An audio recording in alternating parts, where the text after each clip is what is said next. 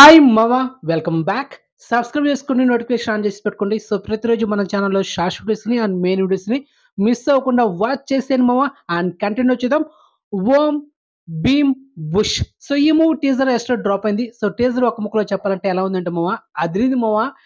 Non stop fun and థియేటర్‌లో మాత్రం రచ్చ రచ్చగా ఉండబోతుంది. అండ్ సెన్సేషనల్ బ్లాక్ బస్టర్ అయితే కాబోతుంది. దాంట్లో పక్కా డౌట్ లేదనమాట. ఎందుకంటే ఒక న్యూ సబ్జెక్ట్, కొన్ని హారర్ ఎలిమెంట్స్, కొన్ని అడ్వెంచర్ అండ్ కొన్ని థ్రిల్లింగ్ ఎలిమెంట్స్, దాంతో పాటు కామెడీ జనర్. సో, మొత్తం కలగలిపిన ఒక మూవీ అయితే క్లియర్‌గా అర్థమవుతుంది.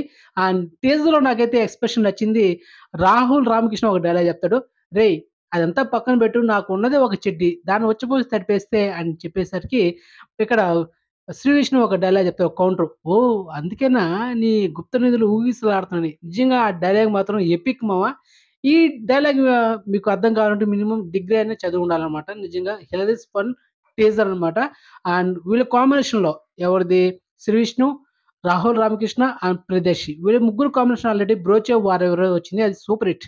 అండ్ ఇప్పుడు బ్లాక్ బస్టర్ కాబోతుంది. దాంట్లో డౌట్ లేదు.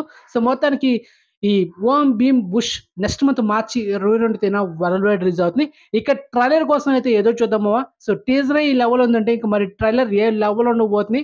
సో, మొత్తానికి ఎంటర్‌టైన్‌మెంట్ చేయడంలో తగ్గేదేలే ఈ సినిమా మాత్రం డౌట్ లేదు. సో, పక్కా.